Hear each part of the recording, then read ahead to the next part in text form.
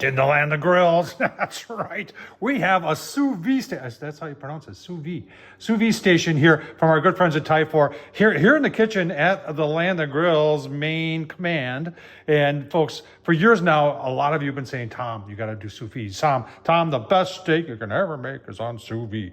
Well, we got one now, so we're trying it out today. We're going to show you this Typhur one. We're going to show you everything about it. We're going to show you. Remember, I've never done this before, so this is my first time doing sous vide. And we're going to show you everything there is to know about this Typhur, show you the cost, show you how it works, and we're making steak all at the same time. Let's get started. All right, so let's get started. We'll get started with all comes in the box. Now you get the whole sous vide station here. This is an all-in-one thing. Now, sous vide used to look, I bought this one years ago. You can tell I never even used it. I think I got it from Sam's Club. It's 10 years ago, maybe. So the Typhur, though, you've got this huge display, and we'll get into that. And that's actually your heating device, and you've got your double insulated tub here where you put your water. Now, this is meant to be used just with this unit. Now, you could probably take one of these and hook it up to the side of that. I don't know if you're buying this whole thing, why you would. It's meant for here.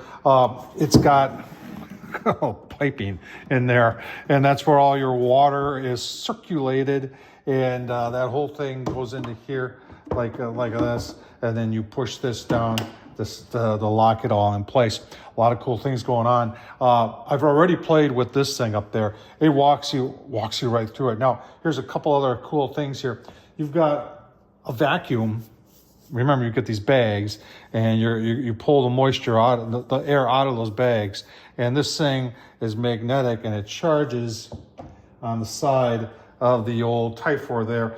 They have some weights, because sometimes your bags float. Remember, I've never done this before. And they're taking advantage of the weight, because a lot of times when you're doing recipes, you need to know thickness, and we're going to do the thickness today.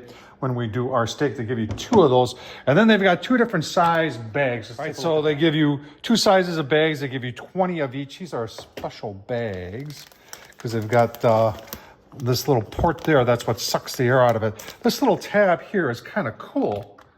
Over here. So when you put it in water, you would just, if you're putting the weights on, you would put a weight on like this on the bottom, and then you would put it in, and this helps hold it vertical in the water. And it's a kind of a simplistic thing, and you can do it. It's got a holder on each side, so you can turn it around and do it on the other side too. The size of these bags. You're saying what size of the bags, Tom? Well, the small ones are looks like on the inside. It's almost 11 by 10 on the small bags, and the bigger bag, why don't we bring 2 over, are 11 deep and 13 wide. Now, can you reuse them? I think you could wash them if you wanted to. I'm sure Typhur sells the replacements. I'm sure they're not cheap, but just opens up like that. Pretty cool. Right, here's a tip if you decide to get this. I'm keeping one bag out because we're going to use it, but the box they come in, save the box. I just cut the tabs off, and it's a good place to store the bags. All right, someone's going to ask a question, what size is your container here? So it's 12 across, it's 9 this way, and then it's 9 vertical. There is a minimum line in there, and like I said, this thing is meant. A lot of people are saying this takes sous vide to the next level. I haven't even been on a level when it comes to the sous vide. So I guess I'm starting at the top. I don't know. This thing's pretty cool. Let's take a look at it online. All right, so here's all the specs on it. You can go and see it for yourself. Talks about the bags, the size, the connectivity. Yeah, look at that, 2.4. And I'm 5G here, so I was impressed that it connected right up to my Wi-Fi. And in fact, the whole connection process for this thing was very, very, very well done. So hats off to Typhur on that.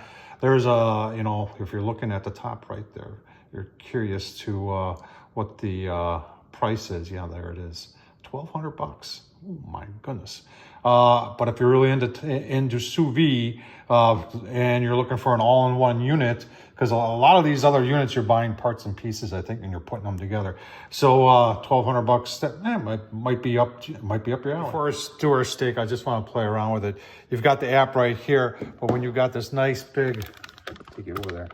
big display like that, you know, and you go to the chef's hat, and we're just gonna, believe it or not, they have something for ribeye, for chuck steak, chuck eye steak, but they do for ribeye. So you got there, and I'm gonna make sure this thing is plugged in, and you plug it in just like that, and it says it is assembled. So, and when it takes it apart, it tells you that you took it apart. Hang on, you got a little glare there. All right, so we're just playing around, and they've got all these preset stuff, and I'm gonna do steak, and it just says start the recipe, and prepare the water bin, and I already did that. We're just gonna keep on pressing next. Now here's cool. So this is where you would use this thing that shows you how thick your steak is, and hang on. Oh yeah, look at that.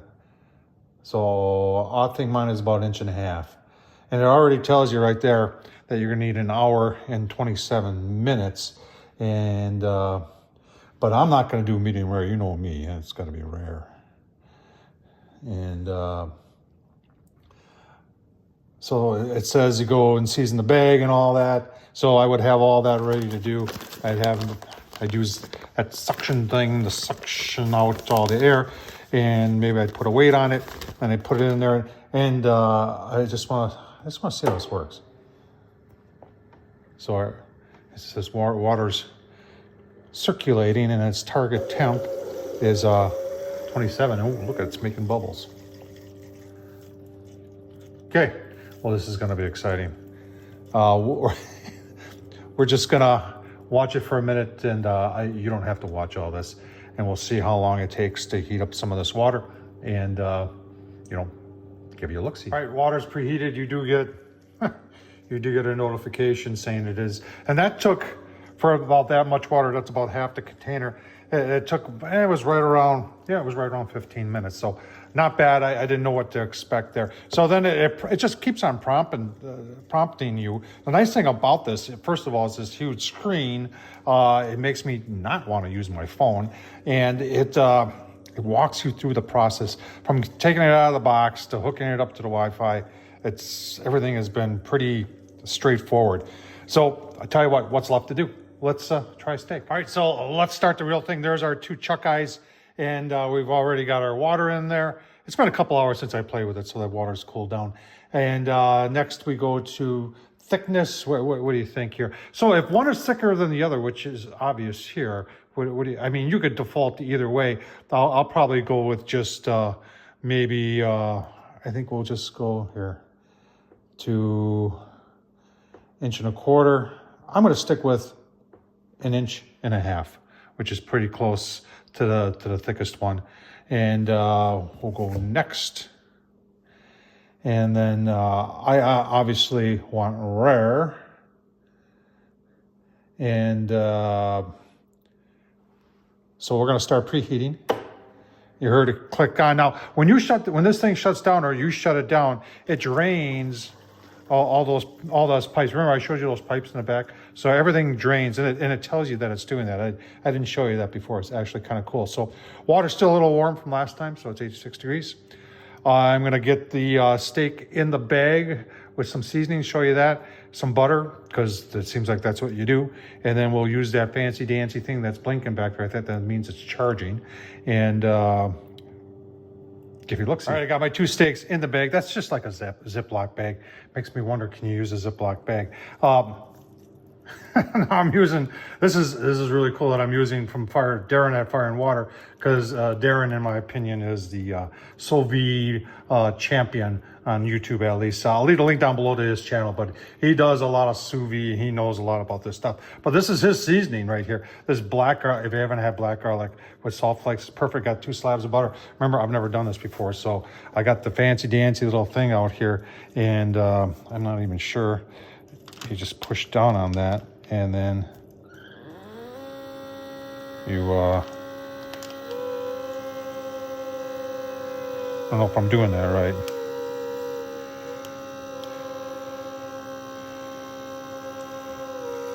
Hang on a second. Let's try it again. You got to get that thing over there.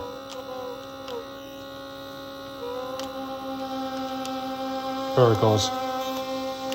User error.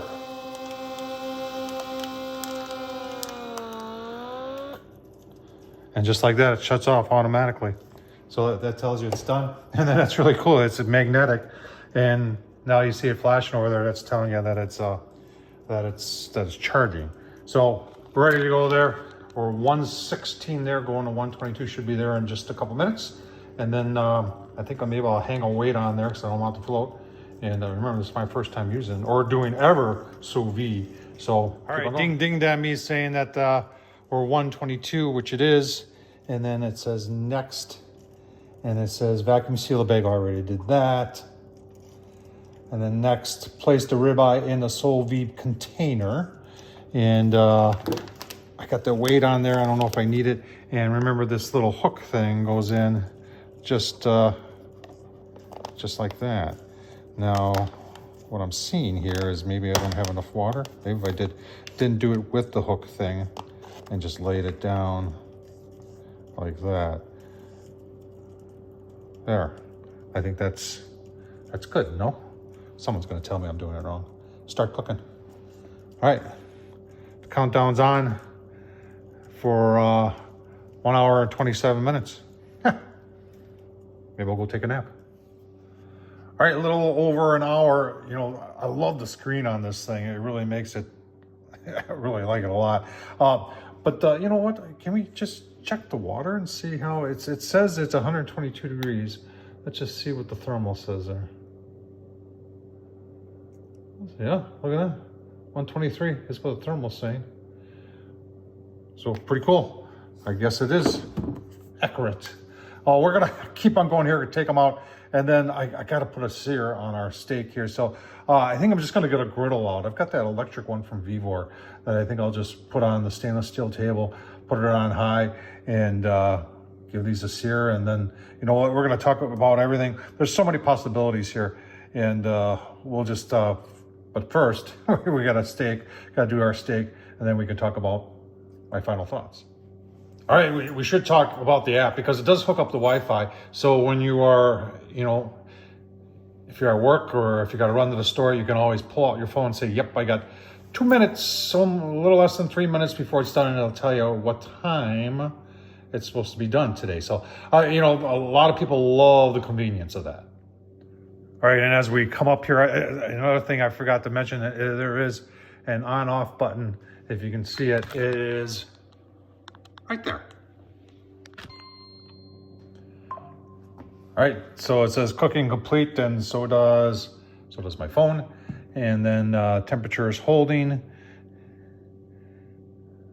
Temperature is holding, so we go to next. And it says right there it's draining, so I think it drains everything out of that unit there. And then allow the ribeye to cool. I think that's where we are right now. Remove the steak from the bag along with the herbs, garlic, and paper towel line, blah, blah, blah. And 15 minutes before we can put it on our grill. Okay. All right, so we'll take it out, drain a little bit, and then just put it on our plastic tray. I had this out just in case that was too hot, but it wasn't. So next thing I think is to take it out of the bag and let it rest for 15 minutes and give it a quick sear. All right, you can see they're rare. They're steaming yet. It's about mid-30s out. Got this little griddle here from Vivor. It's electric and it gets over 600 degrees, so I like it. And get a quick sear. Give you a look-see. All right, all 2 minutes. Oh yeah, look at that.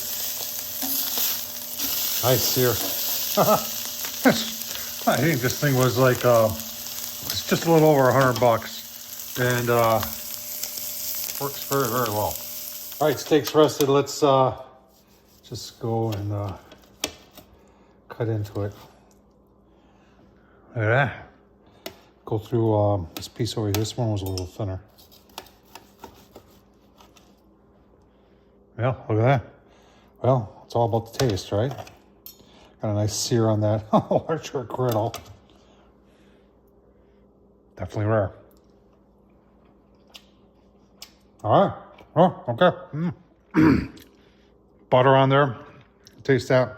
Fire and water. Seasoning. Awesome. I'll tell you what, this, hang on a second.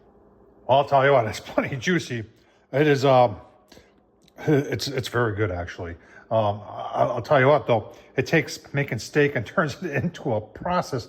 Now, there is a whole lot of applications, and you just saw me do steak on this thing today.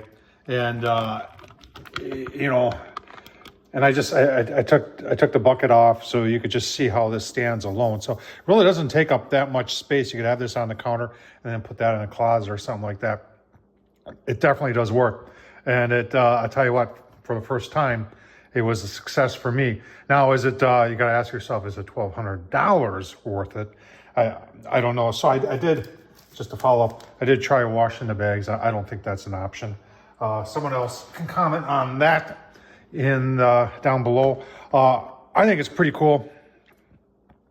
Like I said, is it $1,200 cool? But it does work, and there's a whole lot of other options out there, and it just broadens your whole idea of cooking. Somebody who lives in an apartment and has a balcony and has like an electric griddle like I just used outside, could do a bunch of steaks in this thing and then just sear them outside, and it'll turn out perfect. They are very good steaks doing it this way. What do you think? I think I've talked enough. Tom Horsman, YouTube. Thumbs up, leave a comment. And as always, hey, if you want to support the channel, want to buy me a beer, super thanks down below. Thanks for watching, folks.